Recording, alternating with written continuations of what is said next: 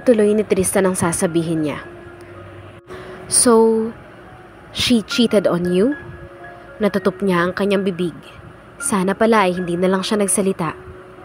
One of my friends called me to say that she saw her at the certain hotel. Hindi ako naniwala nung una, but they are persistent. At para patunayan sa kanila na mali sila, I did came at the hotel and even barged in the same room, and do you know what I saw? Nanatili siyang nakatitig kay Tristan habang hindi niya maapuhap ang kanyang sasabihin. I saw her with the man I hate the most. They are naked. Nagmakaawa pa ako sa kanya na ako ang piliin niya despite what I saw, but she chose the bastard. Hindi niya alam kung paano papagaanin ang loob ni Tristan, kaya marahan na lamang niyang tinapik-tapik ang balikat nito. Sorry kung masyado akong matanong, Tristan, pero kahit na ganun ang nangyari, dapat magpasalamat ka pa rin na habang maaga pa ay nakita mo na kung anong klaseng tao siya. Nagulat siya nang sumandal sa kanyang balikat si Tristan at niyakap siya. Marahil ay masakit pa rin para sa binata ang nangyari. Marahan niyang hinaplos ang likod nito lalo na at naramdaman niya ang marahang pagyugyug ng balikat nito. What's up, man? Masayang bati ni Jerome Thompson sa kaibigang si Ralphie nang magkita sila sa fashion event ni Grace. Ralphie arrived early at Los Angeles to catch Grace's fashion event. He has an invitation from the organizer itself, kaya naman confident siya. Kahit na hindi siya inanyayahan ng babae, ay pupunta pa rin siya para kahit papaano ay masilayan itong muli sa personal. Same as usual, man. Ikaw, kumusta? Masyado kayatang busy ngayon, aniya kay Jerome. Halos hindi niya mahagilap ang lalaki nitong mga nakaraan, kaya nga si Isaac na lang ang inutusan niya tungkol kay Kaya. Speaking of that woman, sana lang ay hindi mairita si Tristan sa Amazon ang ugali ng babaeng iyon. I have a lot of mission. Alam mo namang napaka-in-demand ko na ngayon. Pagyayabang pa nito. Naiiling na lamang siya. Jerome hasn't changed at all. Mahangin pa rin ito gaya ng dati noong college pa lamang sila. Dahil nakapagdesisyon si Tristan na iwanan ng Pilipinas para sa abroad mag-aral, naging mas malapit na magkaibigan sila ni Jerome at maging ito at ang asawa niya. Nag-away na naman ba kayo ni Grace? Pabulong nitong tanong. Nagpakawala siya ng isang malalim na buntong hininga. Not just a simple fight, pare. Grace is asking for a divorce. What? Gulat nitong tanong. You heard me, man. Seriously? Baka naman tinutopak lang yun. Why don't you try talking to her again? Question pa ng lalaki. That's why I'm here. Nang magsimula na ang event ay magkatabi silang naupo ni Jerome habang pinagmamasdan ang mga professionals model na nadoon mula pa sa iba't ibang bansa. Hindi nagtagal ay lumabas na si Grace suot ang isang napaka-sexing lingerie. Puno ito ng kumpiyansang naglakad sa runway. All eyes are on her with so much admiration on it. Maiwasang mapalunok. When she was the last time he touched his wife, maybe a few months ago, that was too long ago. Nang matapos ang event ay nagpaalam na si Jerome sa kanya dahil may mission pa itong kailangang gawin. Hinanap ng mga mata niya si Grace at nakitang naroon ito sa isang sulok, kausap ang organizer. Patay mali siya siyang naglakad patungo sa gawin ng mga ito. Ngumiti at bumati naman siya sa bawat panauhing nadadaanan niya. Oh hi, Mr. Vincent Ralphie Lee. Matamis na bati ni Lala, ang organizer ng fashion show event. Nakipagbeso siya sa babae at maging kay Grace. His wife was such a good actress. Hindi mo ito kakikitaan nang bakas na malapit sila sa isa't isa. Sandali pa silang nag-usap ni Lala bago ito nagpaalam sa kanila. Akmang tatalikuran siya ni Grace nang silang dalawa na lamang ang naiwan sa table. Pero mabilis niya itong nahawakan sa braso na hindi nahahalata ng iba. Let's talk. May diin niyang bigkas. Matalim na tingin ang ipinukol ni Grace sa kanya. Room 912, Golden Scape Hotel. Anito bago umalis sa kanyang tabi. Lumabas na siya ng event at pinuntahan ang silid na sinasabi nito. Ang manager nitong si Honey ang nagbukas ng pinto. Good evening, Sir Ralphie. Naghihintay na si Gracie sa'yo. Maarteng saad ng bakla. Tumango lamang siya at pumasok na sa loob habang si Honey na ang nagsara ng pinto. Hindi pa rin nagbago ang hilat siya ng itsura ni Grace. Ayaw pa rin siya nitong makita. "Why are you here? Did you sign the divorce paper already?" Malamig nitong tanong. "No." "What the hell? Then what are you doing here? Didn't I make myself clear that I don't want you anymore in my life, Ralphie? Ganun na ba kahina ang utak mo para hindi magets ang sinabi ko?" Galit nitong wika sa kanya. Talas ang bawat salita ng babae pero hindi niya ininda ang mga sinabi nito at hindi siya nagpakita ng anumang emosyon. "I'm not gonna sign it and you will be bound to be tied with me forever, Grace." Nais niyang isatinig pero hindi niya ginawa. He will not tell her the words that would boost her ego. "Don't worry, Grace. Who knows? One of these days, I'll sign it." Kita niya ang pagkapiko ni Grace. "Get out, Ralphie, and have fun with your new nameless toy." Hindi siya sumagot at pinanood lang ang reaksyon ng asawa. Somehow, he was hoping he could see jealousy on those orbs yet he found nothing. Tinaasan siya nito ng kilay at inirapan pa. "What? I already knew that you're having fun with the nameless chick out there. And I'm so happy to hear that. Finally at may bago ka ng pagkakaabalahan. Kaysa pestihin mo ang buhay ko. And don't ever expect that I will get jealous dahil hinding-hinding mangyayari yun. I don't love you anymore." Ikuran na siya ni Grace at padabog na isinara ang pinto. Humugot muna siya ng malalim na buntong hininga bago napagpa siyang umalis na ng hotel room. Kuyom ang kanyang kamao habang naglalakad palabas. "I'm gonna make sure that nameless woman you're talking about will break your heart, Grace." Ani ng kanyang isipan. "Aalis na po kayo, Sir Ralphie?" Tanong ni Honey nang makalabas siya. "Yes, take good care of her for me, Honey." Nakangiti namang tumango ang bakla. "Don't worry, sir. Maaasahan mo ko sa bagay na yan." Tumango siya at tuluyan ng nilisan ng lugar. He'll go straight to the airport and go home to the Philippines para ipagpatuloy ang nasimulan niya. "Ayos ka na ba?" Tanong ni Kaya kay Tristan habang lulan sila ng sasakyan pauwi sa kondo. Gabi na silang natapos ni Tristan sa kanyang driving lesson dahil napahaba pa ang kwentuhan nila. Tumingin siya sa gawin ng binata at lumingon din ito sa kanya pero nakangiti na. Nakahinga siya ng maluwang sa nakita. "Thank you for comforting me, Kaya." Seryoso nitong wika. Ngumiti naman siya pabalik dito.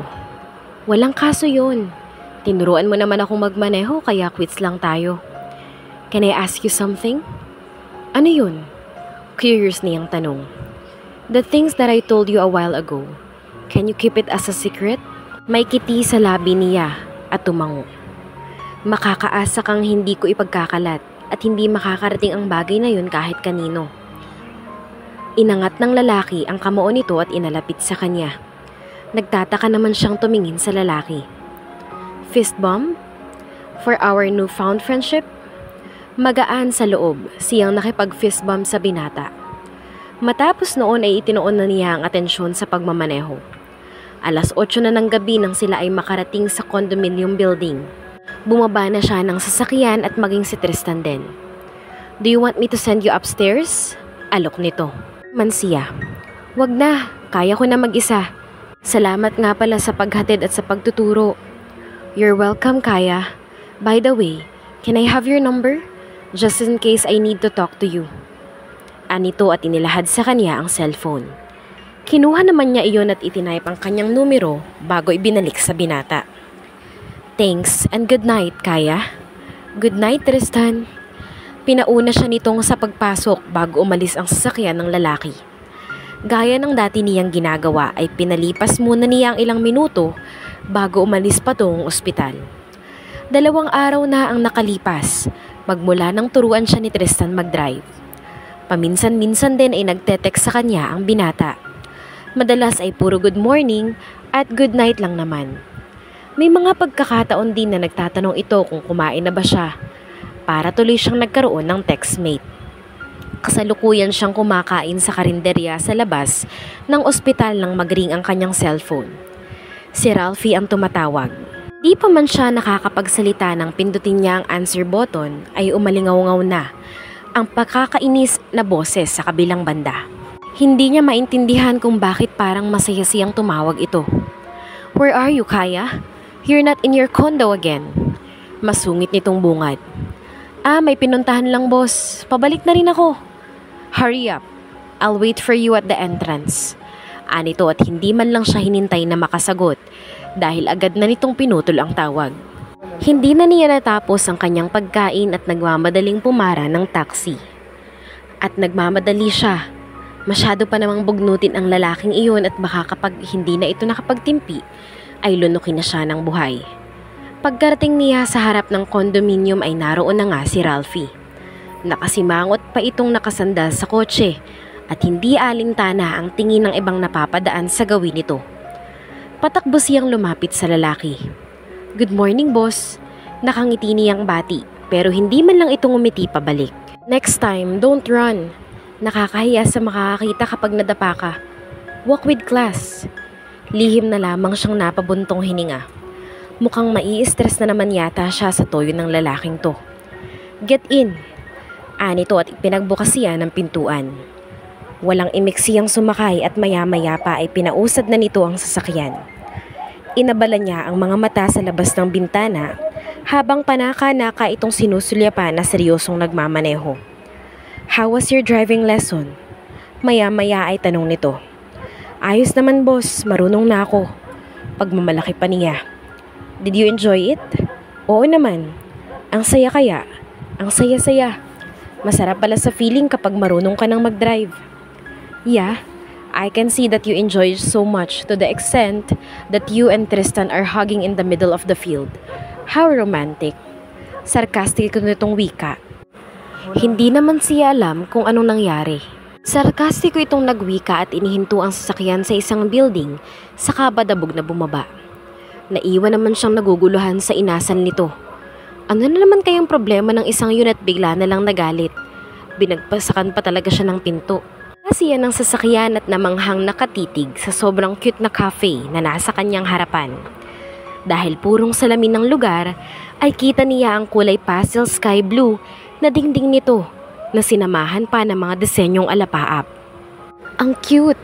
Kinikilig niyang papuri sa cafe. Nag-angat siya ng tingin sa signage kung saan nakasulat ang malaking letra na nakapatong pa rin sa clouds.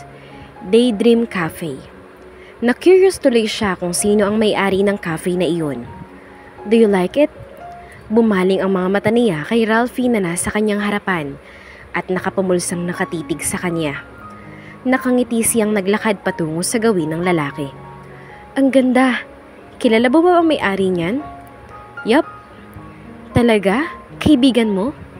"Not quite sure. All I know is that she was in front of me right now." Anito habang may makahulugang ngiti sa labi. Napakurap-kurap siya at luminga sa paligid subalit wala siyang ibang makitang tao sa labas bukod sa kanilang dalawa. Hindi siya makapaniwalang tumitig sa lalaki at dahan-dahang itinuro ang sarili. Bakas ang amusement sa mga mata ni Ralphie nang tumango ito. Nanlaki naman ang kanyang mga mata, sabay tutok ng kanyang bibig. "Seryoso ka ba sa sinabi mo?" Paninigurado niya. Baka kasi kagaya ng kondo nito na lalaki pa rin, nakapangalan at hindi sa kanya. Though hindi naman siya interesado sa lugar na iyon, hindi pa nga siya nakatulog doon kahit isang beses dahil lagi siya sa ospital. "Yes, in fact, this cafe was under your name." Kalmado nitong sagot samantalang siya ay halos malula na sa narinig. "Bakit? I mean, bakit kailangan pang nasa pangalan ko?" Sambit niya sa lalaki. "Because I can't date a jobless woman. And since I asked you what you like between the jobs that you've been working for the past years, you have chosen bake shop. Though that was my first option. I think it would be nice to make it a cafe. Okay lang ba sa'yo to?" "Ano bang karapatan kong magreklamo? At saka sobra-sobra na yata to. Paano na lang kung hindi tayo magtagumpay sa gusto mo? Babawiin mo ba to?"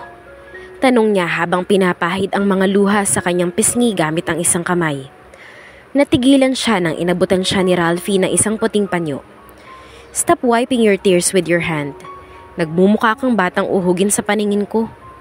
Natatawa niya iyong tinanggap at tinuyo ng maayos ang kanyang pisngi. Even if we fail, I won't take this cafe back, Kaya. I have too much business to handle and I don't have interest in this one. Wika nito habang sinisipat ang lugar. Boss, wala naman akong alam sa business. Paano kung mabankrupt ako? Pauutangan mo ba ako ng pangpuhunan? Muli itong natawa sa tanong niya, kaya sinamaan niya ito ng tingin. Buong buhay niya ay hindi siya kailanman nakaisip na magkakaroon siya ng ganitong business. At isa pa, high school graduate lang siya. Wala siyang alam kung paano patakbuhin ang ganitong klase ng negosyo. Ang nasa isip lamang niya noon ay makapagtrabaho para mabuhay sila ng anak niya. What a crazy woman with a silly mind. Bulong nito, subalit rinig na rinig naman niya. Someone will teach you the ways on how to run a business like this one. Kaya kailangan matuto ka bago matapos ang trabaho mo sa akin. She will live a life after you learn everything. Paliwanag nito. Hindi niya alam kung paano pasasalamatan ang lalaki sa ginawa nito, kahit na nakakainis lagi si Ralphie. Pakiramdam niya ay kalabisan na ang naibigay nito kahit pa man may kapalit iyon. Paano ba kita mapapasalamatan, boss? Ngumiti ito at inayos ang magulo niyang buhok. Muli na naman niyang naramdaman ang kakaibang kabog sa kanyang dibdib sa mga oras na iyon. Sa tingin niya ay kailangan na niyang tanungin si Betty sa bagay na ito para makasigurado siya. As I have told you before, your cooperation will do, Kaya. Huwag kang mag-alala, boss. Gagalingan ko para maging effective yung acting ko. Paniniyak niya. Tumango si Ralphie at nagsimula ng humakbang. Let's get inside, Kaya. Dali-dali siyang sumunod sa lalaki. Pagpasok niya sa loob ay mas lalo lamang siyang namangha. Magaan sa mata ang ambience ng paligid. Napatingin siya sa isang mesa kung saan may nakapatong at nakaupong medyo may edad na babae. Sa tingin niya ay ito ang sinasabi ni Ralphie sa business mentor. Hello, Miss Claire? Bati ni Ralphie sa babae saka nakipagkamay. Hello there, Mr. Lee. It's nice to see you. Magiliw na tugon ng ginang bago bumaling ang tingin sa kanya. And who is this fine lady? Is she your girlfriend? Yes, Miss Claire. Diretsong sagot ng lalaki at inakbayan siya. Sinundan niya ng tingin ng kamay nito. Ramdam pa niya ang marahang pagpisil ni Ralphie sa kanyang balikat. Nahihiya siyang tumingin kay Miss Claire na wari niya ay kinikilig na nakatingin sa kanya. Nagsimula na ng ilatag ni Miss Claire ang mga plano nito sa cafe. Mataman siyang nakikinig sa ginang habang isinasaulo ang mga sinasabi nito. Panaka-naka ding nagbibigay ng suwestyon si Ralphie na sinasang-ayon na naman agad ng babae. Dahil matagal na siyang nagtatrabaho sa bake shop ni Sir Kyle, maraming ideya tungkol sa pastries ang pumapasok sa isip niya na isi-serve nila. Matapos ang ilang oras na diskusyon ay nagpaalam na sa kanila si Miss Claire. Naiwan naman silang dalawa ni Ralphie sa loob. May kausap pa ito sa cellphone kaya inabala na lamang niya ang sarili sa pagtingin-tingin sa paligid. Maya-maya pa ay may nakita siyang mama na nagtitinda ng sorbetes kaya mabilis siyang lumabas sa cafe para bumili. Kuya, pabili! Sigaw niya habang hinahabol ang tendero. Tumigil naman ito at ngumiti sa kanya. Ilan po ang gusto ninyo, ma'am? Nandali siyang lumingon kay Ralphie subalit abala pa rin ito sa kausap sa cellphone kaya naisipan niyang huwag na lamang itong bilhan. Isa pa ay baka nasanay ito sa mamahaling ice cream sa mall at hindi kumain kapag binigyan niya. Isa lang kuya, magkano ba? 10 piso lang po. Anito at nagsimula ng mag-scoop saka inilagay sa apa. Matama naman siyang naghintay sa tendero nang maramdaman niyang may tumabi sa kanya. Hindi na niya kailangan lumingon pa dahil pabango pa lamang nito ay alam niyang si Ralphie iyon. Ilang segundo pa at inabot na sa kanya ng tendero ang sorbetes. Salamat ma'am. Anito pagkaabot niya ng bayad at nagsimula ng magtulak ng dala nitong cart. Seriously, Kaya? Kakain ka niyan nang hindi mo man lang naisipan akong bilhan? Nakasimangot nitong turan. Gulat siyang napalingon sa lalaki. Kumakain ka ng ganito? Paninigurado niya. Ralphie is a billionaire kaya parang hindi niya lubos maisip. Nakakain ito ng sorbetes na mumurahin lang. Naiiling siya nitong tiningnan bago ibinaling ang mata sa tendero. Kuya, pabili din ako. Mabilis namang tumalima ang tendero ng ice cream. Gaya ng sa kanya ay puno ng mango flavor din iyon. Nang magbayan si Vincent Ralphie ay napakamot sa batok ang tendero dahil inabutan ito ng lalaki ng 1,000. Sir, wala po ba kayong barya lang? Wala pa po kasi akong masyadong benta eh. Nahihiya nitong wika. Sa'yo na ang sukli, Manong, tapos bigyan mo pa kami ng tig-isa. Anito habang abala sa pagkagat sa gilid ng apa. Pareho nanlaki ang mga mata nilang dalawa ng tendero. Bakit parang halos ipinapamigay na ni Ralphie ang pera nito? Ganito ba talaga siya kagalante sa lahat? Maya-maya pa ay nagpaalam na ang tendero habang siya ay hindi halos magkanda o gaga sa pag-ubos nito dahil dinamihan ng lalaki ang huling serve. Akala ko talaga hindi ka kumakain ng ganito. Tristan's ex treated us something like this before as a compensation after she bit my friend for mistakenly thinking he's a pervert just like what you did to me at our first met. And since then, we started to love the taste of it. Ro ay naging kaibigan din ni Ralphie ang dating nobya ni Tristan. Pero sa kabilang banda ay napangiwi siya ng maalala ang kanyang malutong na sampal na iginawa dito. Lumagapak pa naman iyon sa pisngi ni Ralphie. Sorry na, hindi ko naman alam na mahilig ka pala sa ganito pero wag kang mag-alala. Ngayong alam ko na, ililibre kita kapag merong sorbetes na dumaan. Nakangiti niyang saad, pero inismiran lamang siya ng lalaki. As if that money didn't come from me, sabi pa nito. Muli na namang bumalik ang inis niya sa lalaki. Pera ko na yun no, pinaghirapan ko kayang aktingan yun. Naiiling lang siya nitong tiningnan bago tumayo na sa inupuan nilang semento sa gilid ng cafe. Wait for me in the car. May kukunin lang ako sa loob ng cafe bago tayo umalis. Utos nito bago siya tinalikuran. Inubos muna niya ang kanyang kinakain bago tumayo na at naglakad patungo sa sasakyan.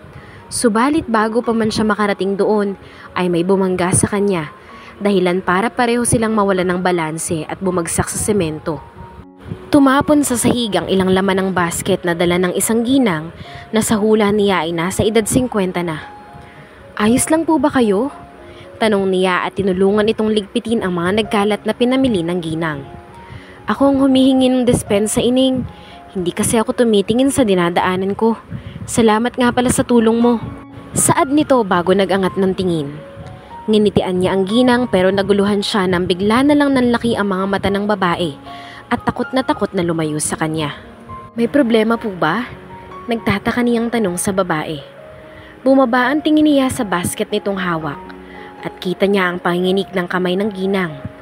Sa anyo nito ay para itong nakakita ng multo.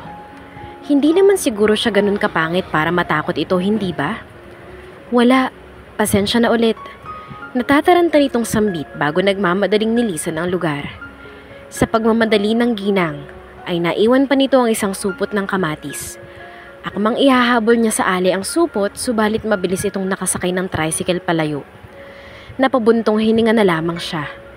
Napaka-weird naman ng babaeng yun. What happened? Tanong ni Ralphie nandatnan niya sa gaanong ayos si Kaya.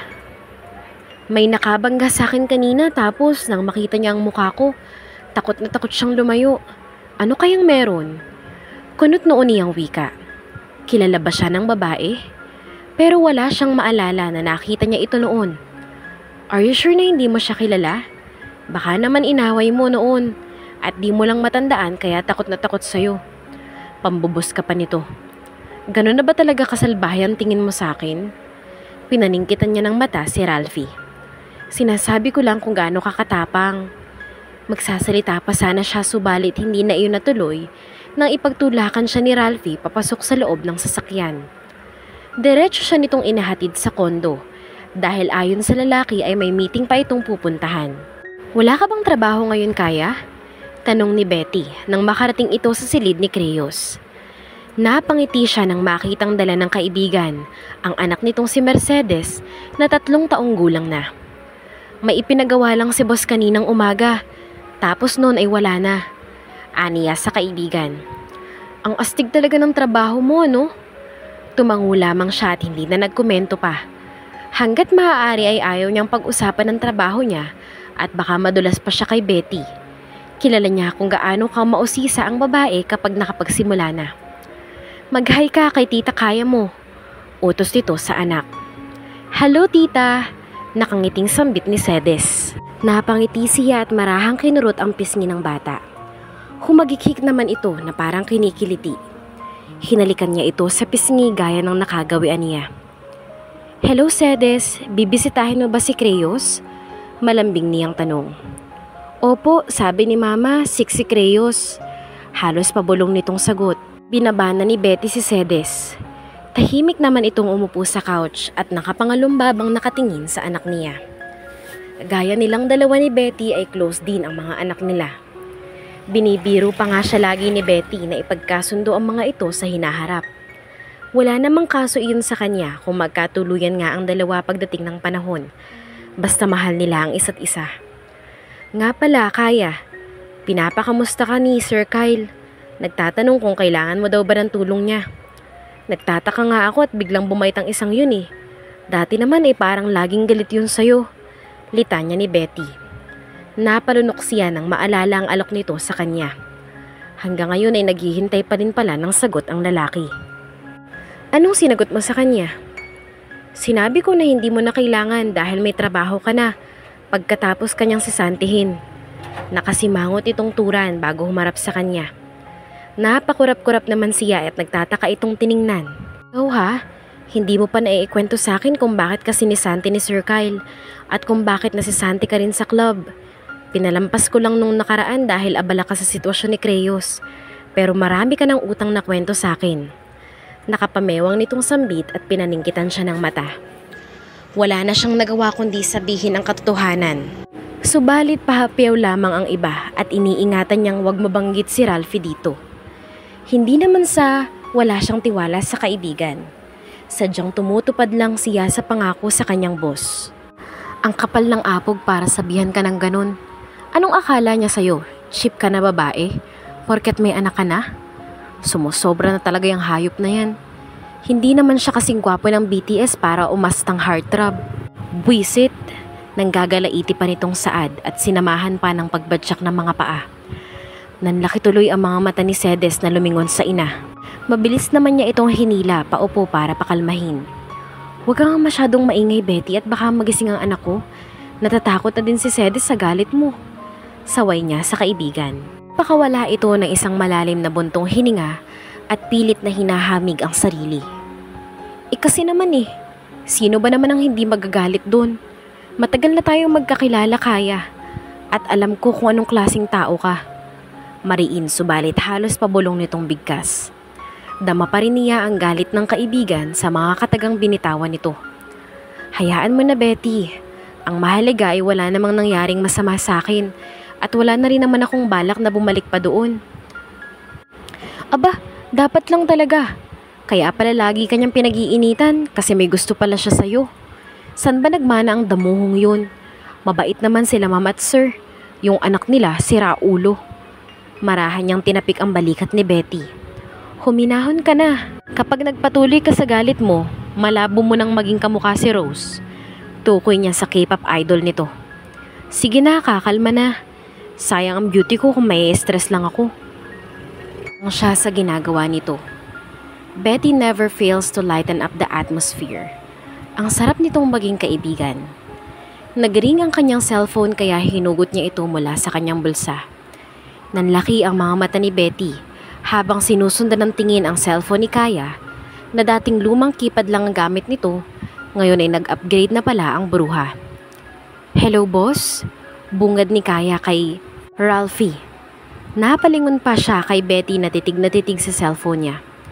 Hindi na lang na ito pinansin at ibinalik ang atensyon sa boss niya sa kabilang linya. I'll pick you up at 9 AM sharp tomorrow. May importante tayong pupuntahan. Sige po boss. Hindi niya natapos halos ang sasabihin nang bigla na lang siya nitong pinatayan ng tawag. Napapansin niyang ganun lagi ang ginagawa ni Ralphie sa tuwing nag-uusap sila sa cellphone. Siguro ay ugali talaga iyon ng lalaki. Hindi man lamang marunong mag-goodbye. Wow, Jensen na yung cellphone natin ah. Hanep, nag-retire na pala yung Nokia 8210 mo. Hay nako, bagong bili mo ba to? Usisa ni Betty at agad na hinablot mula sa kamay niya ang telepono. Ang boss ko ang nag-provide niyan para sa trabaho ko. May SSS ka ba, Kaya? Add mo ko. Ungot nito. Wala pa eh. Meron ako dati pero hindi ko na maalala ang password nun. Nakasimangot niyang turan. Di gumawa ka ng bago. Teka, downloadan kita ha. Kinalikot ni Betty ang cellphone at maya-maya pa ay nilahad na sa babae ang application para gumawa siya ng account. Lagyan mo ng profile pic, yung sexy dapat para maakit tayo ng afam. Bulalas nito dahilan para hampasin siya ito sa braso. Kahit kailan talaga ang bigat talaga ng kamay mo. Gabakal sa tigas. Reklamo nito habang hinahaplos ang nasaktang braso. Kung ano-ano kasing sinasabi mo eh. Sige na nga, ako na ang pipili ng profile picture mo. Ay shoota, ba't walang laman ng gallery mo? Hilaw siyang ngumisi kay Betty. Hindi naman kasi siya mahilig mag-selfie kaya walang laman ng gallery niya. Picture ka na lang, dali. Ganun nga ang ginawa nila. Iniligay na ni Betty ang kanyang bagong selfie bilang profile picture niya. May mga picture ako dito ni Crayos. Gusto mo yun na ang gawin nating cover photo mo? Wag, hindi ko ito pwedeng ilagay. Pigil niya kay Betty. Hindi niya pwedeng ilagay ang mukha ng anak niya sa social media dahil baka makita iyon ni Ralphie at mabulilyaso pa ang sekreto niya. Hindi pwede, hindi pa sa ngayon. Nagtataka namang tumango si Betty at sa huli ay isang picture ng bulaklak na lang ang inilagay niya. Friends na sila ni Betty. Hinayaan muna siya ng kaibigan na mag-explore nang maisipan niyang hanapin ang Facebook ni Ralphie. Maraming account ang lumabas pero iisa lang ang may blue check. Bini Betty ay palatandaan daw iyon na legit account kapag sikat ang may-ari. Kadalas ang mga larawan nito ay nasa mga events base sa backgrounds. Millions na rin ang followers ni Vincent Ralphie at hindi na niya ini-add ang lalaki. Bagkus ay hinanap niya ang account ni Tristan at nag-send ng friend request sa binata. Wow, Kaya added me. Anunsyo ni Tristan. Kasalukuyang nakatambay sa restaurant ni Circes, si Ralphie kasama si Circes mismo at si Tristan. Katatapos lang naman nilang kumain. Napakunot ang noo ni Ralphie sa narinig. Hindi niya napigilang i-check ang kanyang account at nakitang walang friend request mula sa babae. Did she added you, Bumaling si Tristan kay Ralphie. I don't know. Kibit balikat niyang sagot. Bigla na lamang siyang nakaramdam ng pagkairita. Why don't you check it? Why would I bother to do that? I don't care if she'll add me or not. Masungit niyang tugon. Narinig niyang nagtawanan pa ang mga ito, kaya isa-isa niyang pinukol ng masasamang tingin. Ano bang pakialam niya kay Kaya? Nakakainis. Nabaling ang atensyon niya nang makita si Zeus na humahangos papasok sa VIP room na kinuha nila. Anyari? Hinabol ka ba ng aso? Pang-alas ka ni Circes subalit hindi ngumiti si Zeus at seryosong humarap sa kanila. Let's go to Gonzales Medical Hospital. Damon is back and his wife is shot.